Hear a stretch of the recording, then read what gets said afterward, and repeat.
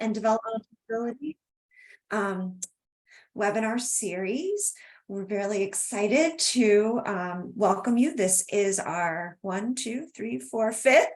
webinar that we're going to hear from Dr. Sonnentag.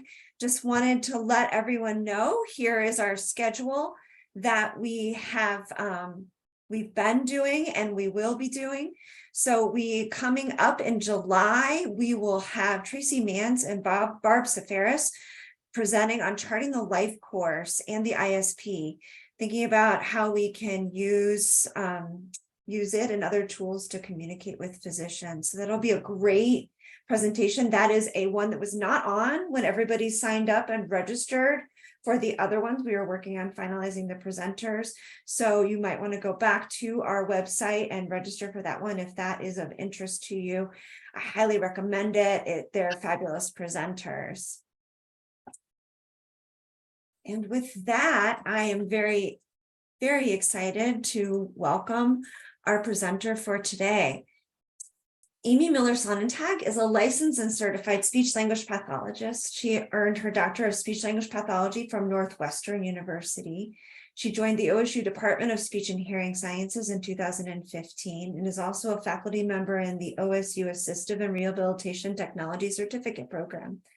In her clinic work, she serves a diverse population of people ages 18 months to adult with a variety of medical diagnoses to aid in enhancing their communication abilities through augmentative and alternative communication. She teaches coursework in AAC for undergraduate and graduate students from a variety of disciplines, and also provides clinical education and mentorship to graduate clinicians in the Master's SLP program at OSU. She's currently a board member of the USSAAC, the United States Society for Augmentative and Alternative Communication, and has presented at numerous local, state, and national conferences on the topic. Please join me in welcoming Amy Sonnentag. Hi there. Thank you so much for that introduction. I am very excited to be here.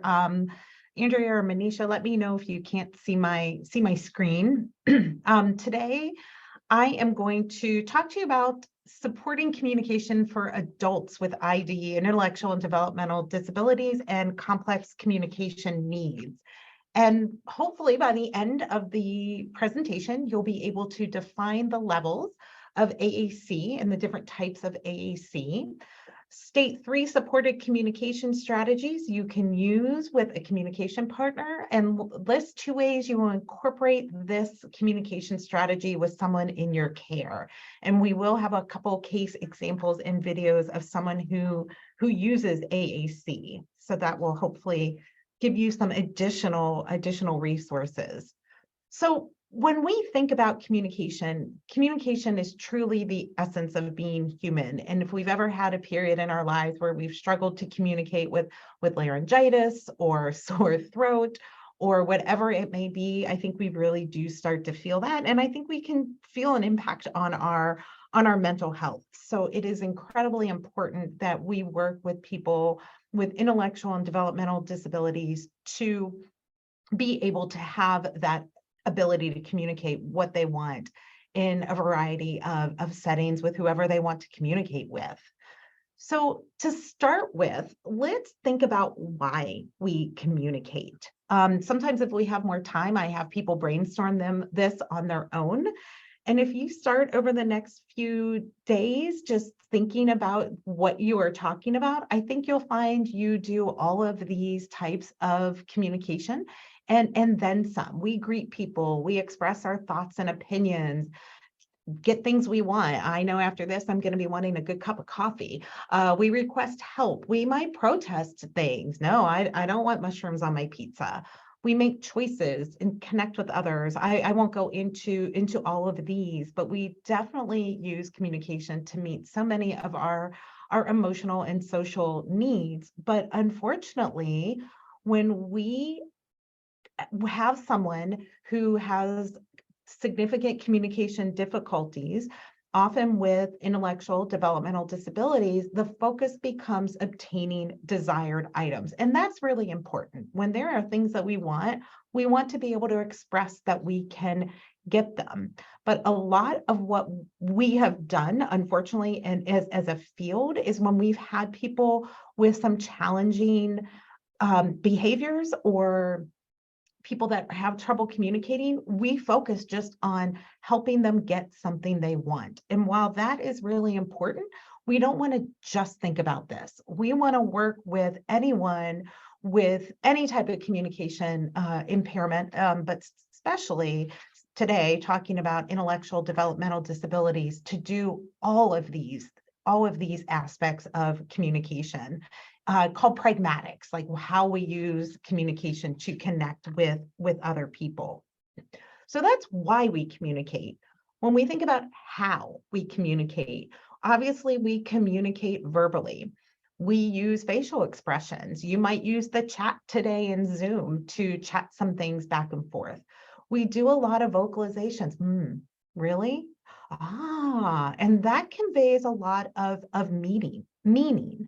We might look at something, like look over at something in another place. And if you really have a familiar communication partner, you might be able to get their attention, glance over at something else in the room, and have an entire conversation with someone you're really familiar with just by looking to some items. We might use some body movements or body posturing. Like if you're trying to exit a conversation, you might start to move back or away from the person. We write and we type. I know there are days I feel like so many emails are coming through and I have to do so much with written communication. We text. We use emojis in our texts. We sometimes are using GIFs or GIFs. I don't think people I know have settled on the exact way we are going to say that, but those little pictures that have some movement, and our phones have made it even easier to use some of that to communicate. I'm in a texting group with some friends, and we can always count on one of them to put in a really fun GIF in there. So when we have someone who has communication impairments and who needs to be able to meet those communication needs, and they're not able to communicate in all of those ways, we can bridge the gap with AAC. And AAC is augmentative and alternative communication. You'll see that here in a second. But first, who has what kind of conditions impact communication? The list can be quite long, but people with cerebral palsy, autism, Down syndrome, Rett syndrome, global developmental delay, some more acquired needs of communication, need for AAC based on communication impairments are traumatic brain injury, apraxia of speech, stroke, aphasia, and there are many different types of conditions that might impact one's ability to be able to communicate just verbally or with typing. And AAC can help with that. And AAC, augmentative and alternative communication, can take many forms, and we're going to go over those different types of forms. One we all use is no tech, unaided. It takes nothing other than our body. And it's really important that we recognize and honor these communication bids. And we do this naturally with one another. Most of us, if we've grown up in the US, we have grown up with a culture of how we recognize different facial expressions and gestures, verbalizations. I talked a little bit about eye gazing to items or people. I kind of took you might not be able to see in my camera, but a little body posturing right now with kind of arms crossed to demonstrate, or thinking about something. Those types of what that nonverbal communication can look like is definitely different depending on your culture and the group of people you are with. But we probably do fairly well honoring these communication bids. But sometimes for people with ID and DD, these might look a little different. They might have trouble using their facial muscles to make as many expressions. I remember the first time I worked with somebody who had such low tone in her face that I really couldn't read her facial expressions as well. I had to learn that when she kind of raised her eyebrows, that was her way of indicating a smile, and her the corners of her mouth would just barely turn up. So we need to start to look at how people with different types of impairments might use this no-tech and unaided AAC. Sign language. Sign language is something that can be beneficial, can be helpful, but I also don't want to rely on sign language very often because it can be challenging for people who have various motor ability challenges, and you need someone else that knows the sign. So this is the sign for more. And if someone else, my husband knows this is the sign for more. And so sometimes I can, communicate a few basic signs to him across the room. I am not proficient in sign language. If we want to let someone know something, if we're on the phone, like he might let me know he's going outside. But I've worked with a lot of people who their sign language, they can't do the fine motor abilities for more. They might do more or more. And then that's perfectly fine when you have a group of people that know that that's how someone communicates. But when then you go out into the community, even someone who knows that this is more might not know that that is someone else's sign for more.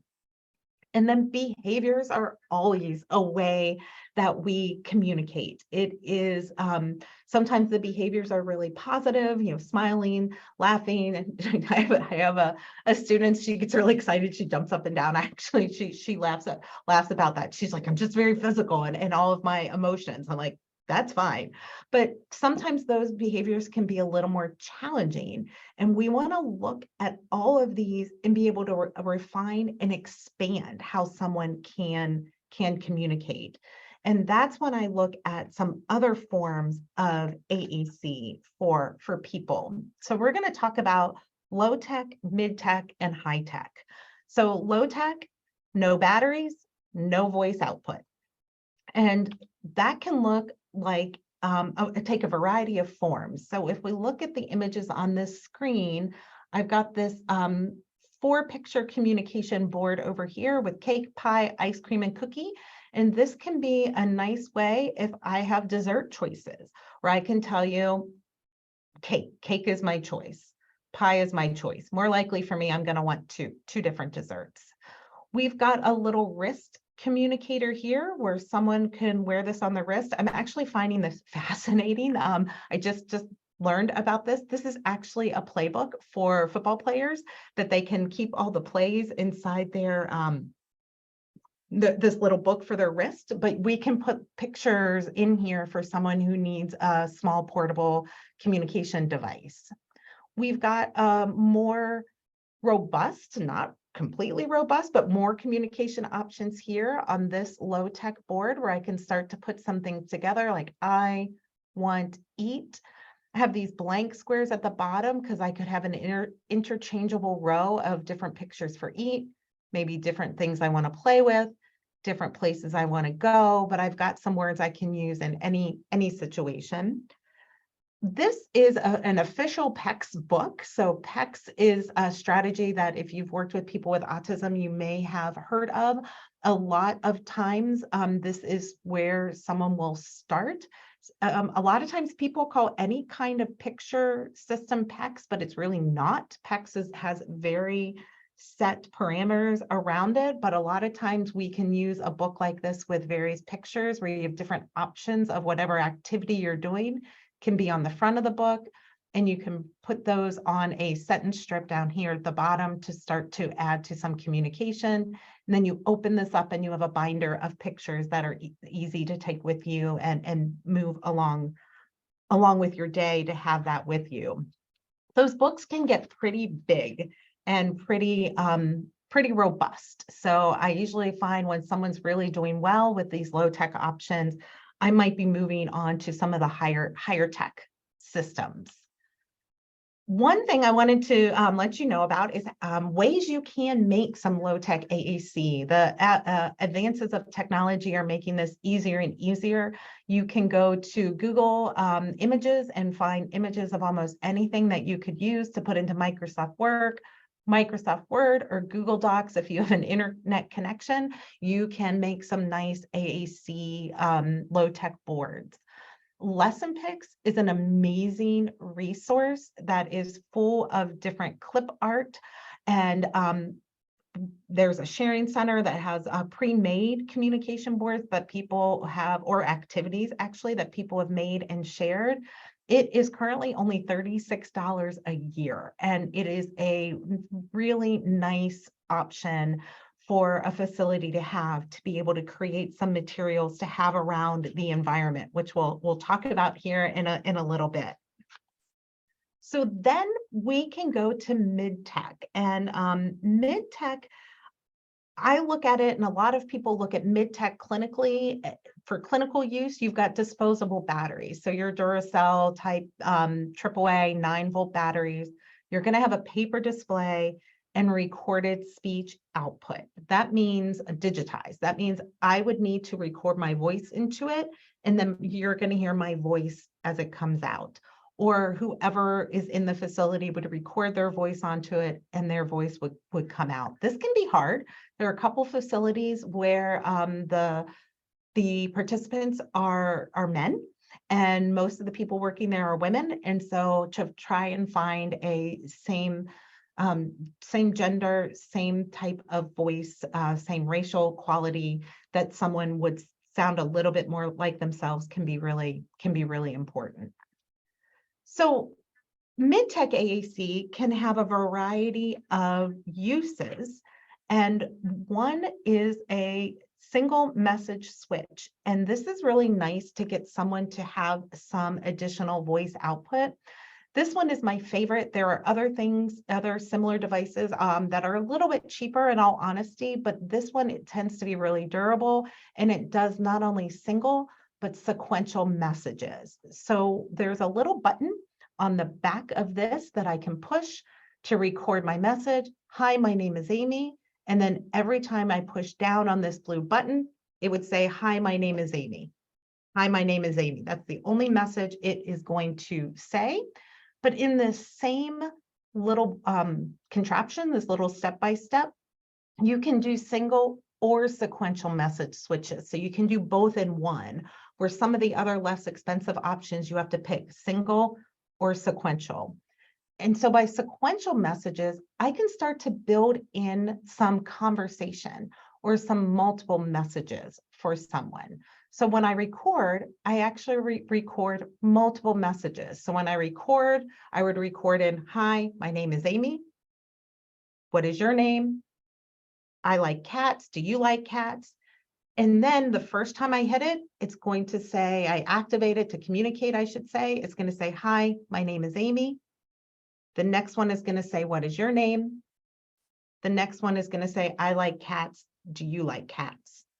And this is a really nice option because you can, there's actually, if you Google 101 ways to use a single message switch, you will find lots of ideas. You're really just limited by your imagination. Actually working with a young man who takes a bus to his day program, and he uses this, and the people he's on the bus with, they like to tell jokes on the bus on the way to their program. And so we're programming in jokes on that for him. I also make sure whenever I'm programming messages, I have a communication bid. So not only am I having the person who needs this say something, say something, say something. That's only one part of communication. I want that person to be invited back. I want the communication partner to respond and talk back. So I give another example here where I touch it. Let me tell you a story. So hopefully that would get someone's attention. I went on a cruise last year. We went to Mexico and I ate so much. And then a question, have you ever been on a cruise, to help invite some back and forth conversation?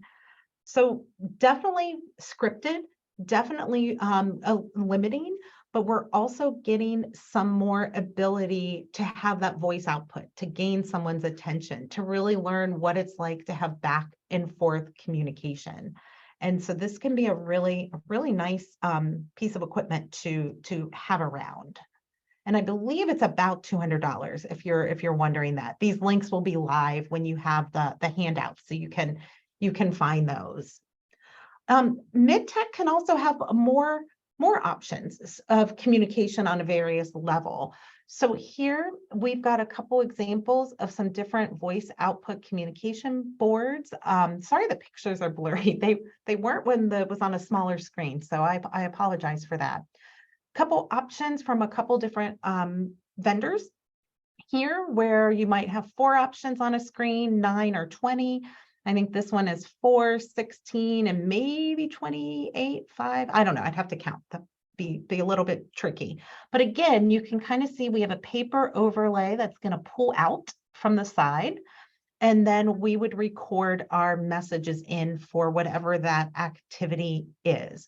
So those paper displays would definitely need to be changed depending on the activity. But most of these, and you'll see these even smaller switches have this too. It says levels 1, 2, 3 on the side here. And then there are different levels on each of these.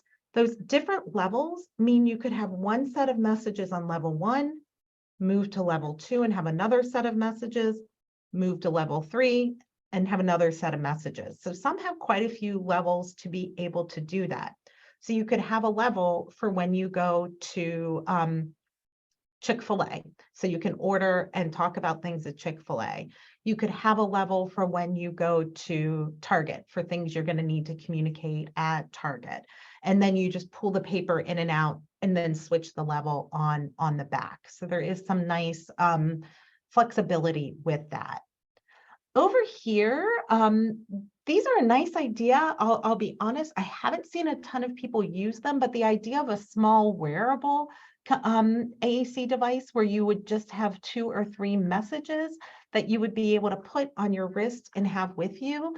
I put this in here though, because I really think with the increase in wearable technology with, iWatch, other smartwatches, we are going to see more options for some potential AAC that we wear around with us. So I think even though we may not be doing this now, I think we'll see this in the future and could be really, really nice as a backup system too. So then we get to high tech. High tech is when you have rechargeable batteries, you have computer speech. So now you can have different voices that might sound more like the person who that voice is representing. AAC device companies are getting better at having more options for voices that represent a variety of cultures and ethnicities. They are by no means there yet. The technology is still emerging, but it's definitely progressing, which is great. You'll have dynamic display. So no longer do you need to change out your pieces of paper. You can have all of that in one box that you carry around, and you can have some increased functionality for being able to possibly play music directly from your AAC device, send some text, and connect with a computer so you can send emails, be able to take telephone calls, make telephone calls. So we get a lot of increased functionality with high-tech AAC. We also get multiple modes of access. It's really surprising to me how many people still think that you have to touch AAC to be able to use it, but you don't. You absolutely can, but you can use eye gaze or a joystick, that if someone uses a joystick on their wheelchair to drive, they could use a joystick on their to control their communication device. There's also scanning. So again, the picture is a little blurry, but over here you'll see that one of these buttons is has a red outline around it. You could have this, so your high-tech AAC device, one row lights up, another row lights up, and when the message is in that row, you touch your switch and then it activates, and then it would go through button by button by button until you activate your switch to be able to say your message. These higher tech systems, no matter how you access them, can allow for a lot more novel utterance generation. So having screens where you can put some basic sentences together, because even if you just have a few well-chosen words, want, go, eat, like, play, you can start to communicate quite a bit of things. Want, eat, want, go, like, go, like I like to go places. And then that screen can change because it's a dynamic screen. So after you say eat, it could change to options of what you want to eat. You say go, it could change to different places that you want to go. And these devices are also fully funded through Medicare and Medicaid and some private insurance companies. Most private insurance companies will fund at least a portion of AAC, but those really depends on the specific policy holder. We also have AAC options that are available on tablets and smartphones via apps. The majority are on that iOS Apple platform, but there are quite a few. A lot of people think that that is a great way to go, and I definitely do not disagree. One thing though, people think it's also significantly less expensive, and it is. It definitely is less expensive, but to get an app where you can have some real communication power, you're probably looking at the app alone being about $300. Yeah, some are less, but somewhere between, you know, $50, $75 up to $300. But there's some definite options there that can be looked at. So I thought I would show you here a video. I am going to show you a video of Brady, and this was taken during the pandemic, and he is working on, he knows where a lot of his vocabulary is. However, he hasn't had a lot of practice putting all the words into his own sentences. So you'll see Brady up here in the corner, and he's using eye gaze. And then you will see a couple of my graduate clinicians having a conversation with him, and they do a really nice job of just naturally following his conversation to be able to work on practicing his targeted goal of learning to ask more questions. You'll see the squares light up red. That's where his eyes are looking.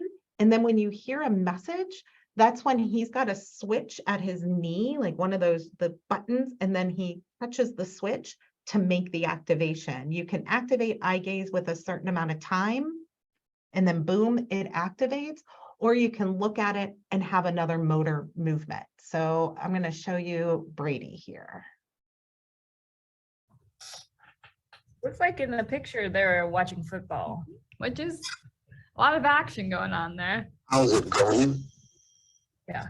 Brady, do you like watching football? How's it going? Yes.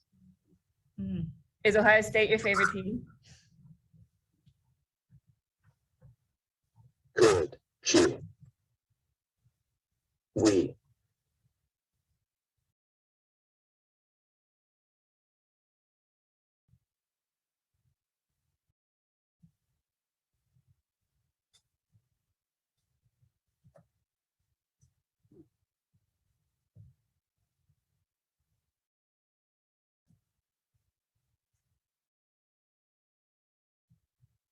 Are you asking us a question here?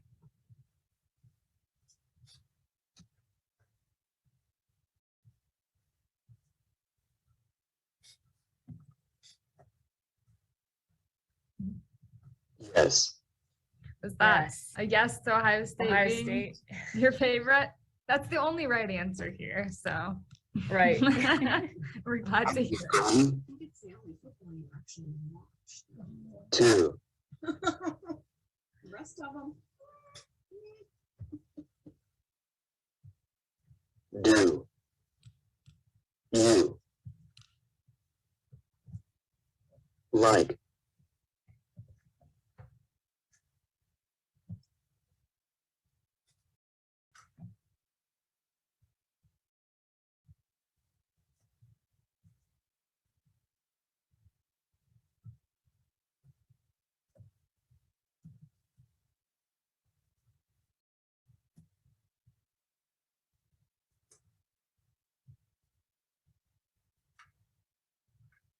please.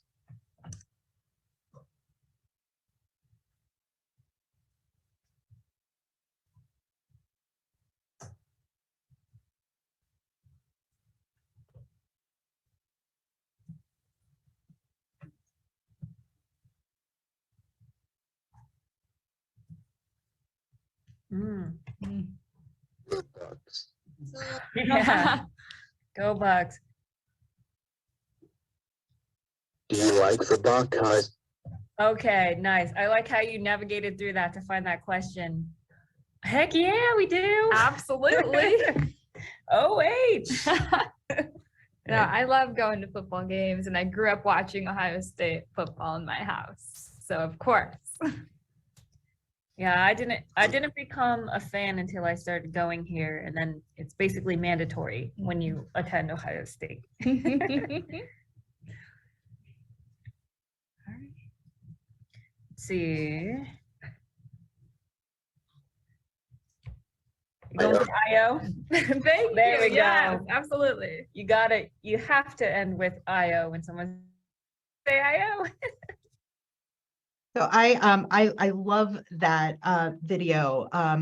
Brady is, sorry, let me, there we go. Brady takes him a lot of time. And that is one of the things about AAC is when you're trying to communicate spontaneously and to build your own sentences, it can take quite a bit of time, even if you are touching the keys.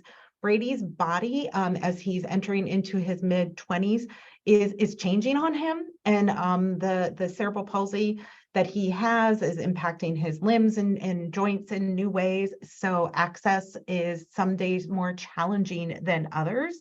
And we're working on making his system much more efficient and figuring out all the different things that he can do. But that conversation just took a nice natural turn with the clinicians, and they followed his lead, and they were good communication partners and gave him the time that he needed to be able to communicate, which isn't always possible, but it was in that moment. And so they did. And then they made a social connection. Like Brady is actually able to have that conversation, connect with some new people, and have that conversation, and then answer the call of Columbus, OHIO. And so it took him a little time, but he was able to do it, and they were able to follow along and see what he was doing.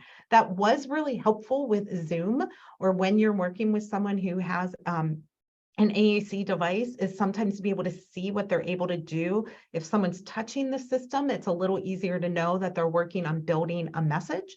But if they are using eye gaze, you might not always know that unless you can see what they are doing.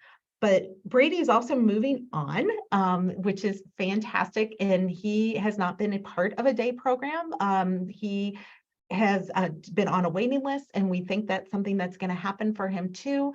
And so we actually are doing more planning on what his day is going to look like in that system, and how he can advocate for how he uses high-tech AAC, and when he can potentially use lower lower and mid-tech AAC. We're actually working on a small little portable, that little football player book to have for him that he can use to get some quick messages across. And we'll talk about how he's going to do that in just a few minutes.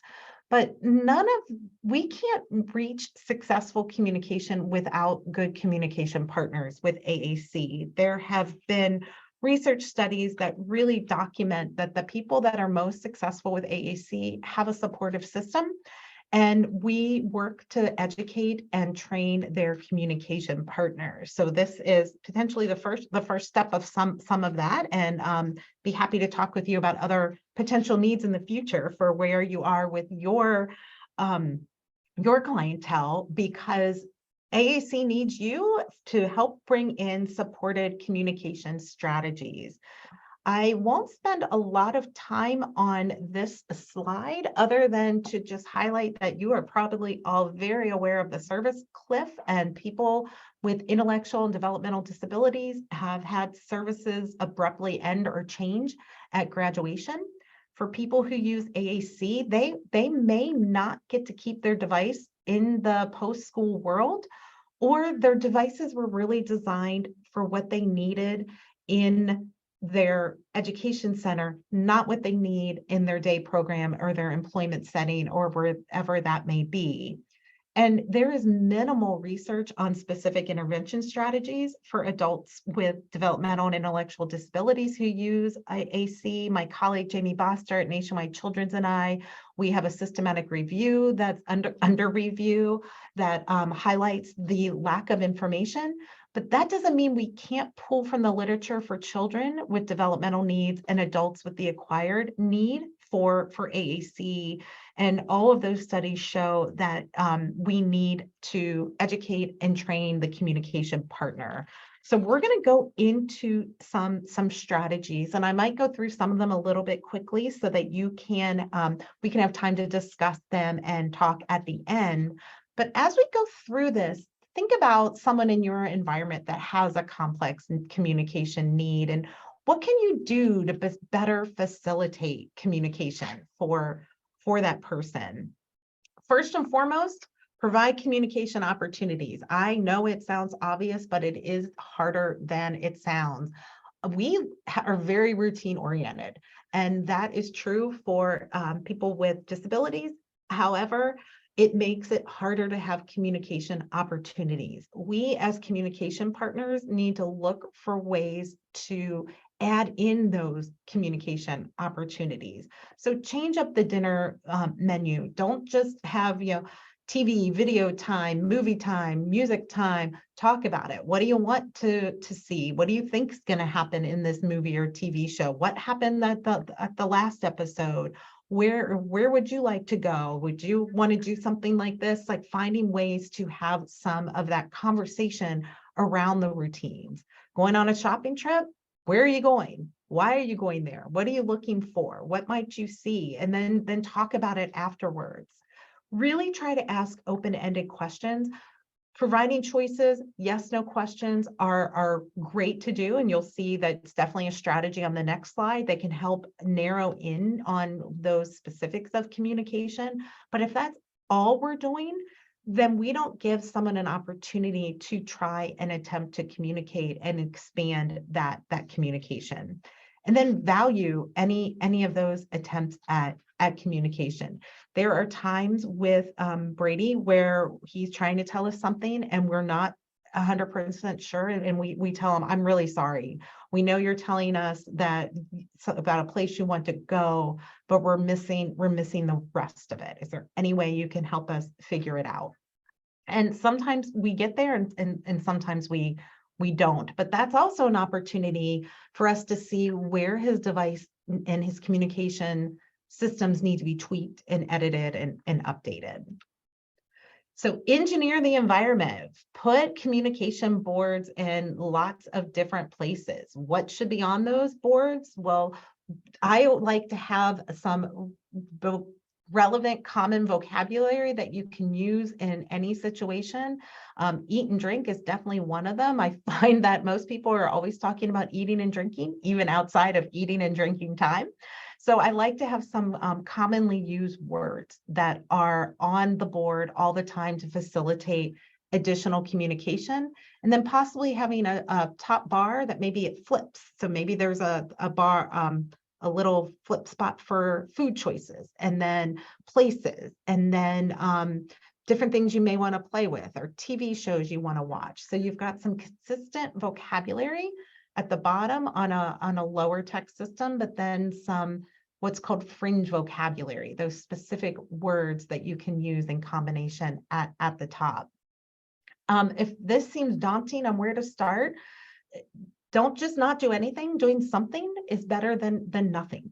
Absolutely. Just think about what are others saying in that environment to determine what is the person potentially going to want or need to communicate in that environment. And you could use that as a good start.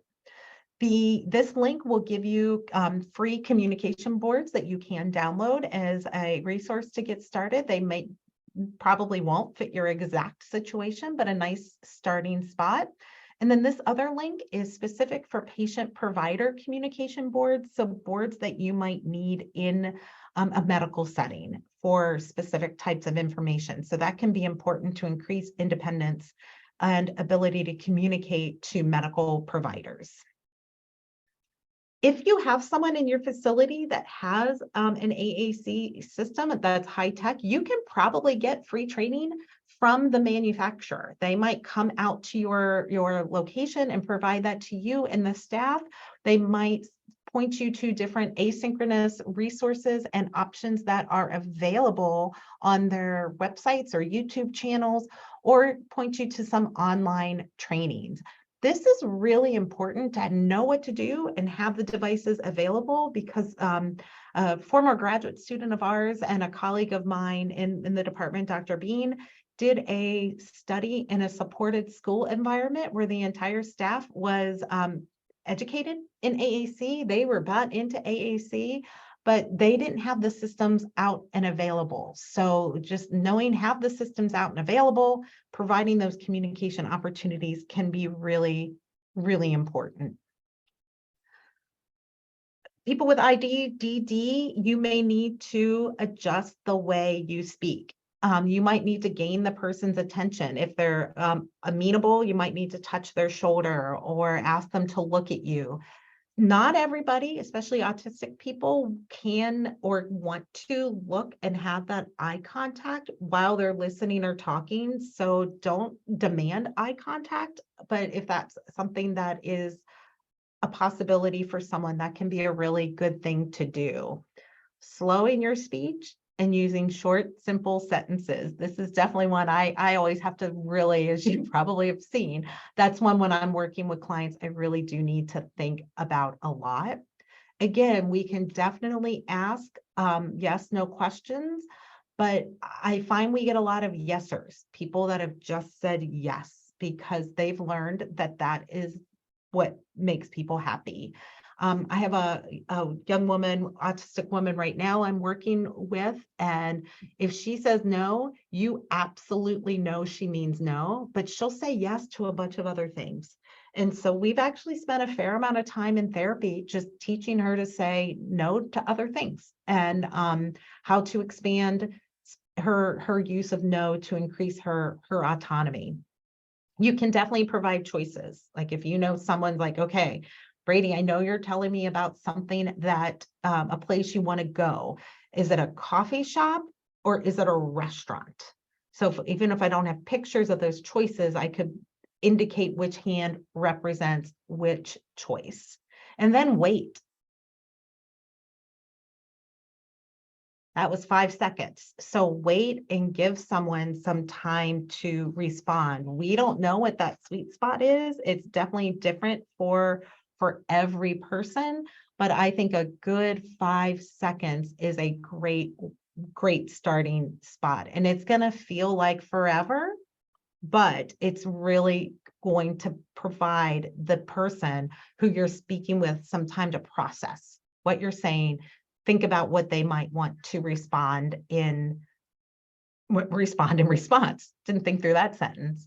If someone's literate, you can write keywords, you could draw keywords. That's not a good one for me. I'm a terrible drawer.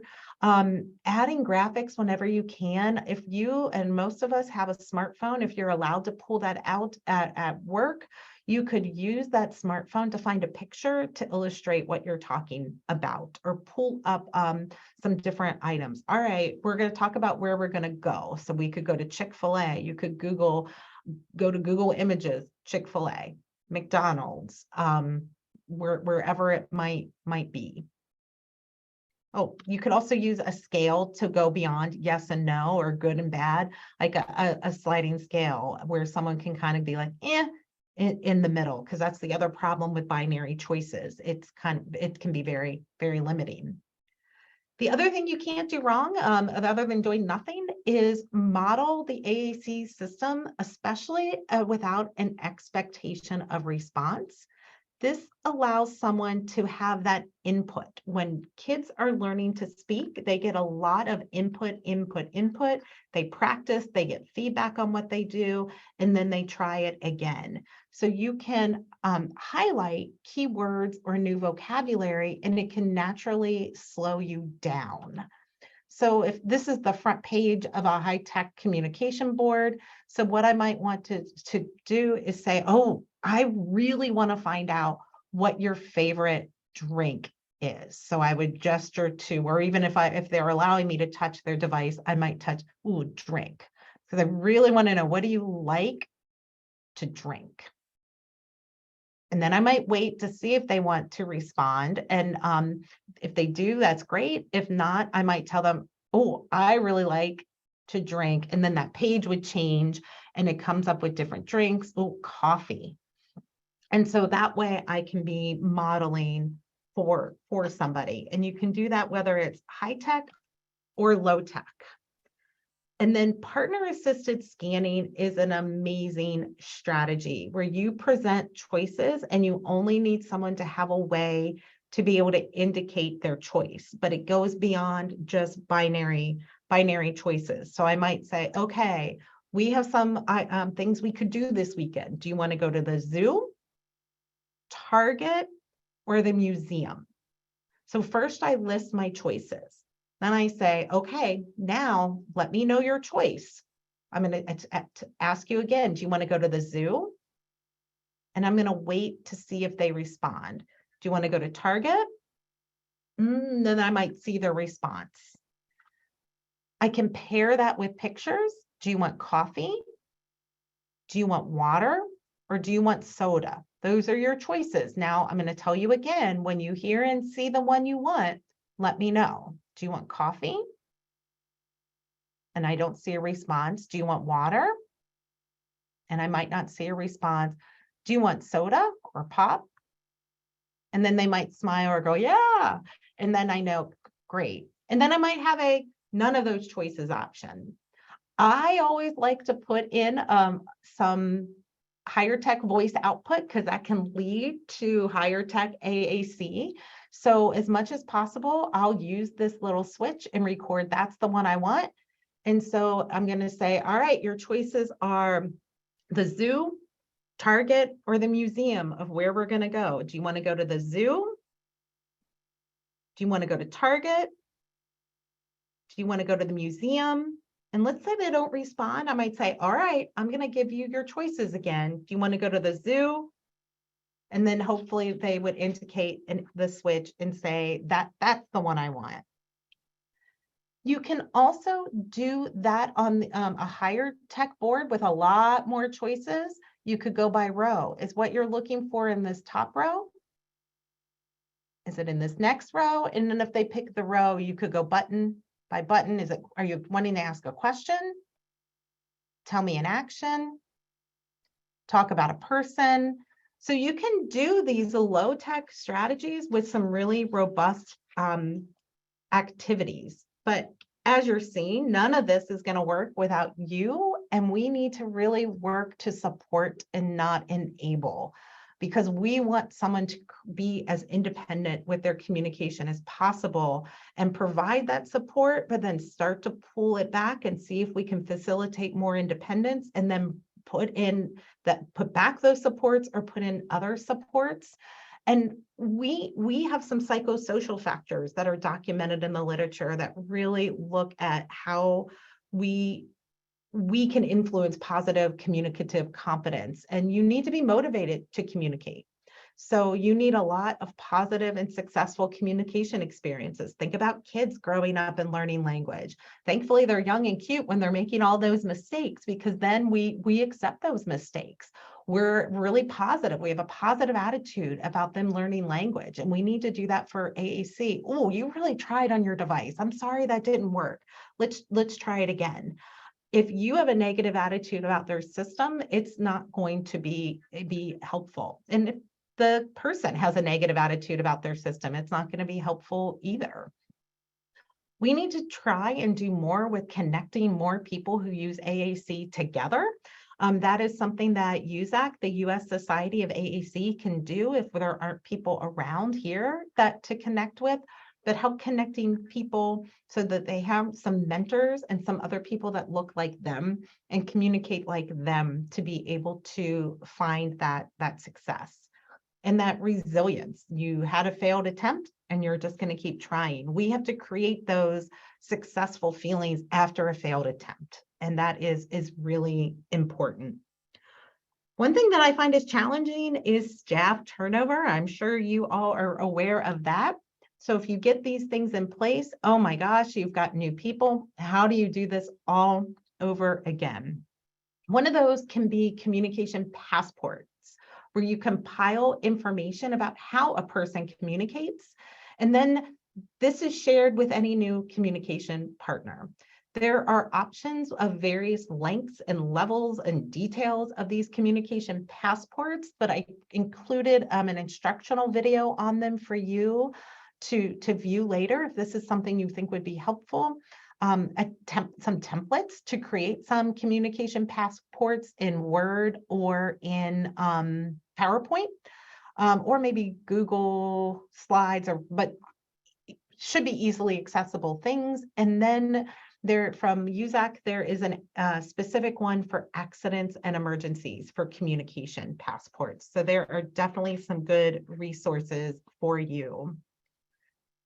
The last thing we're going to do is we're going to meet Dan, who is a young man at Wright State, and he created a video on his communication experiences with ableism. On ableism, I've known Dan since he was 5 and lives in Northeast Ohio. So if you're in that area, you may have run across Dan. He is absolutely amazing. Started with some scanning systems and now has a very sophisticated communication device that he scans on. Chunks of the device light up. He hits a switch to activate it, and then he will it will speak his message. So as you watch this and think about this information, think about something you could do in your environment.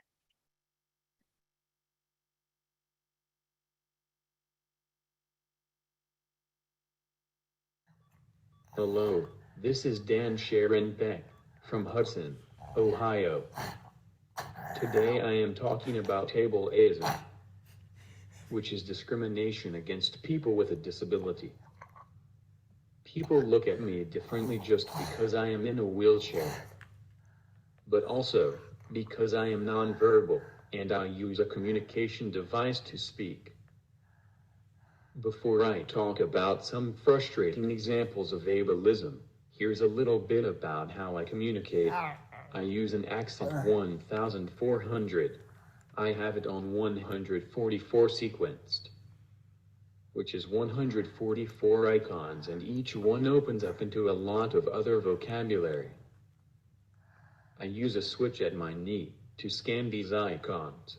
I use quadrant, row, column scanning method. I never change the icons around. That would be like reorganizing your keyboard. That consistency helps me to be faster and more automatic. I also use the auditory sounds to navigate to my device instead of looking at it, which means I can look someone in the eye while talking to them. Which brings me back around to my experiences with ableism. One of my favorite things to do is travel, but traveling is when the most frustrating things happen. At every hotel, I need a roll-on shower. It is a must. When we get there, they say that they don't have my room, or they gave it away, or they blame us, like we didn't ask for one to begin with. We are left to find an accessible room with a roll-on shower at the last minute. And there's nothing we can do. There are no policies in place to protect us. Nobody will wait for me to speak. They just walk away. At restaurants, for me, discrimination is more about being nonverbal than in a wheelchair. Waiters usually don't acknowledge me, or don't have time to wait for me to speak, or they think that people like me can't eat. The restaurant host asked us whether or not I needed a kids menu. Maybe they don't see my beard. Ha ha ha ha ha ha. I am often treated like a baby. It makes me so angry. And I then don't want to talk to them, because I am just wasting my energy and putting stress on my hip for people who don't care. Something that happens a lot, is that I see people I know when I am out. By the time I recognize people that I knew and get out what I am trying to say, they are leaving. For example, my second grade teacher was at Lowe's. I hadn't saw her in a while. I didn't say anything until I recognized her, and it was too late. She was gone. Since I am always with an assistant, and I never get eye level with people, they talk to somebody besides me and they don't recognize my communication device. It's easier to understand this when the people don't know any better, like little kids or grandparents, or just people who haven't been exposed to persons with disabilities. I can tell the difference. But there are people I trained who just ignored me. In high school, my teacher wouldn't give me a daily worksheet to save his life, and my assistant would have to go up to his desk to get it every day. It's frustrating because he could see me. I am like, hello, teacher, you see me right here. I used to think he had no idea what to do with me, but now I know that he was just ignoring me. I was not his problem. The difference between the girl at the restaurant and my teacher was he had a lot of training, but the girl didn't know me from Adam. My final example is when I applied to college. One college didn't want to have me. They were unfriendly. They doubted I could do the work. They turned me away. But where we go, Wright State University, they are very inviting to our community.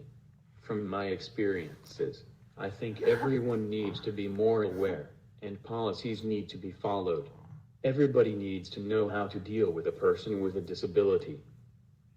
Because everybody has something. I am Dan Sharon Beck. Thank you for listening.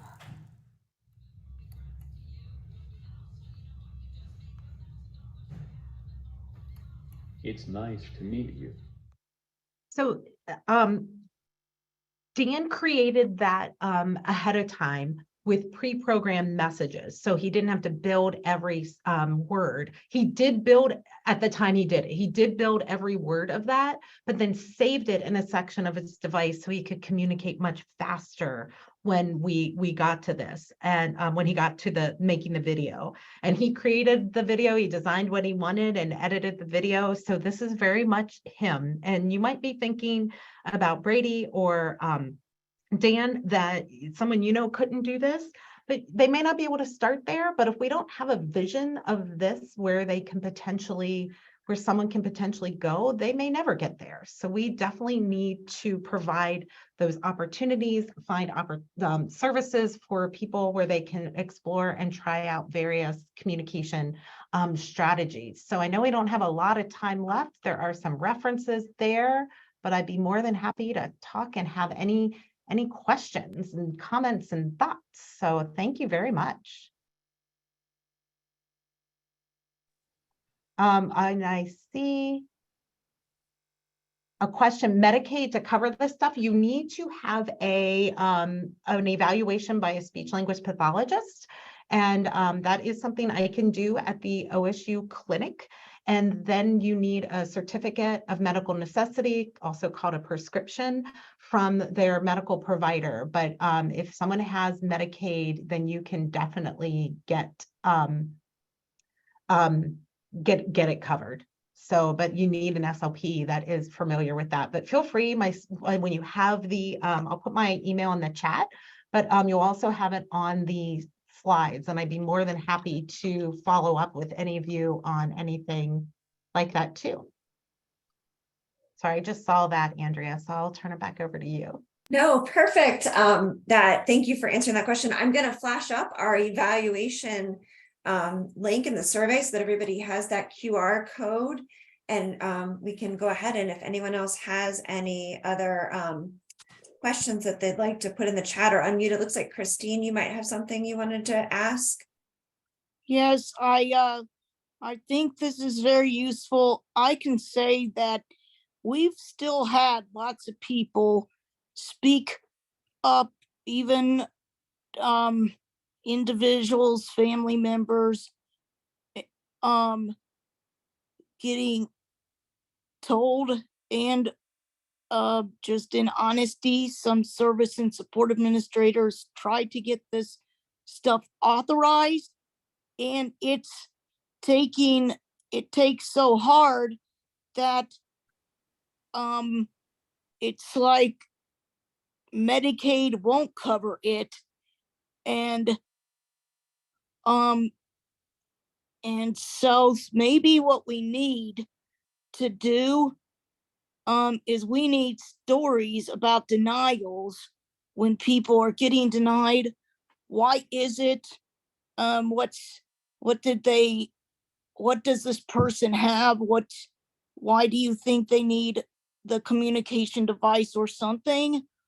And that's a way to try to see scenarios, because there's just a lot of times I've heard where county boards have tried to get this authorized, and the last resort is the waiver dollars. They don't, that's required. They have to see that you try to go for private insurance or Medicaid, and it's like impossible sometimes. So then that's just something to share as a big concern. You are 100% right. And thank you for that, Christine, because it's that higher tech AAC that is quote unquote easy to get through. And it's not easy, but there's a path that if an SLP can justify the need, boom, they will fund.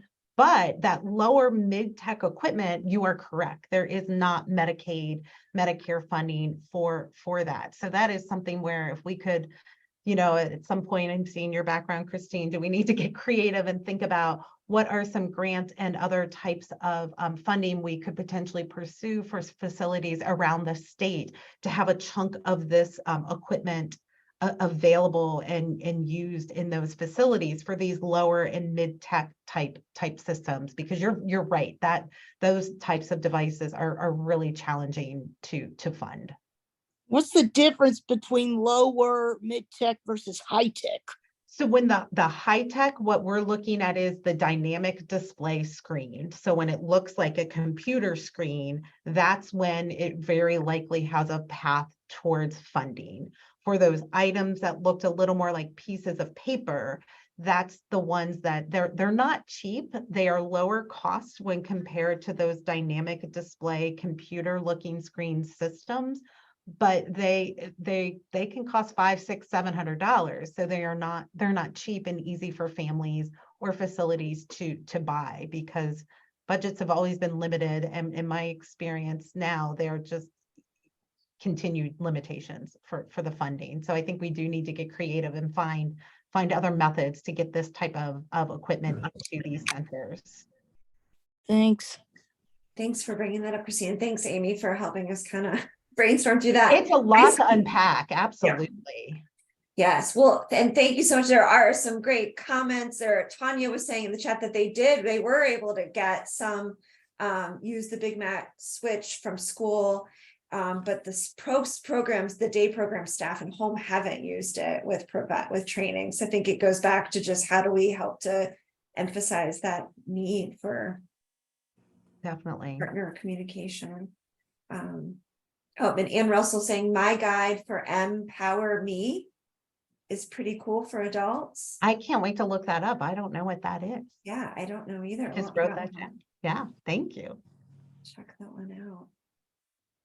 Well, thank you so much. This was so helpful. I was chatting with some colleagues. It's helpful to learn about AAC, but you also gave us just a ton of other fabulous tips in general. So Thank you. Really appreciate your time with us today. And yeah, for everyone else, we'll send out the slides that'll have all of those fabulous good links in them. And we will also have the recording of this posted on our YouTube shortly. So thank you once again. Thank you, Amy. everybody. Really appreciate you joining us today.